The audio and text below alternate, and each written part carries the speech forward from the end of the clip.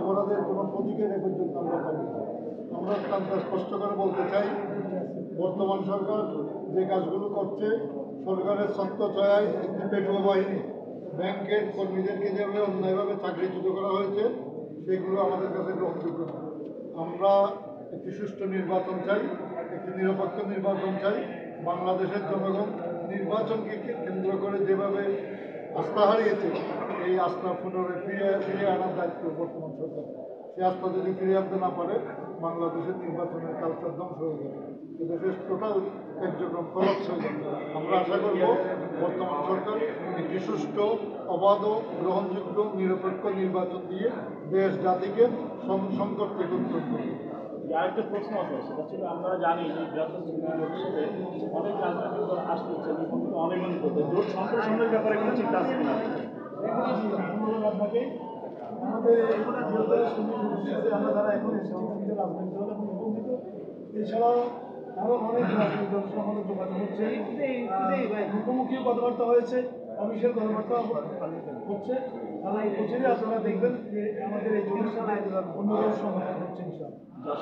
আরেকটা বড় প্রশ্ন ছিল যে হেফাজতুল ইসলামের আমির আল্লামা বাবুনগরী সাহেব উনি সুন্নি ওলামায়ে কেরামদের বা সুন্নি জনতাকে কর্মীদের সাথে ঐক্য করার ব্যাপারে একটা আহ্বান জানিয়েছেন যে সুন্নি কর্মী যদি ঐক্য হয় বাতিলরা পালাবার জায়গা পাবে না, কোথাও স্থান পাবে না। সেই ক্ষেত্রে আপনারা কি ভাবছেন? হেফাজতুল ইসলাম থেকে এই জাতীয় কোনো আলোচনা করার জন্য কোনো অফিসিয়াল চিঠি পাইনি। যদি তারা কোনো অফিসিয়াল চিঠি দেয়, তখন আমরা এটা বসে আমাদের ফোরামে বসে আমরা বিবেচনা করছি। বিএনপির সাথে কি আপনাদের জোট হওয়ার সম্ভাবনা আছে কিনা? আপনাদের কথা বলে কি, এই যে বর্তমান প্রেক্ষাপটে আন্দোলন চলতেছে মাদ্রাসা দীর্ঘ বছর তাদের দাবি, আমরা সুন্নি হয়ে এটা কোরআনের দাবি, সাধারণ মানুষের দাবি, জীবনের দাবি, শুধু বাচ্চাদের জন্য তৃণমূল পর্যায়ে থেকে সব কিছু করা হয়েছে, এটা করা হচ্ছে না কেন? এটার ব্যাপারে আপনারা তাদের পাশে কতটুকু আপনারা এই প্রশ্নের জন্য আমি আপনাকে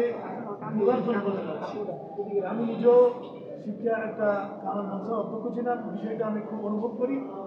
এরা খুবই মানবতা জীবনযাপন করছে এবং এখন না, পূর্ববর্তী গভর্নমেন্ট এবং আরও আগে যারা ছিল সেই সময় থেকে এরা আন্দোলন করে আসছে, কিন্তু কোনো সরকারই তাদের এই মানবিক দাবিগুলো মানে নেয়নি। আমি আপনার এই বিষয়ের সাথে একমত হই এবং আপনাকে কথা বলবো যে এই প্রসঙ্গটা যেন মিডিয়াতে আসে। এটা আমাদের জোটের পক্ষ থেকে আমরা জোর দাবি জানাচ্ছি, ইবতেদায়ী এই সমস্ত যারা মানবতা জীবনযাপন করছে তাদের দাবিগুলো অত্যন্ত প্রাসঙ্গিক, অত্যন্ত মানবতাভিত্তিক, শতভাগ এটা ন্যায্য।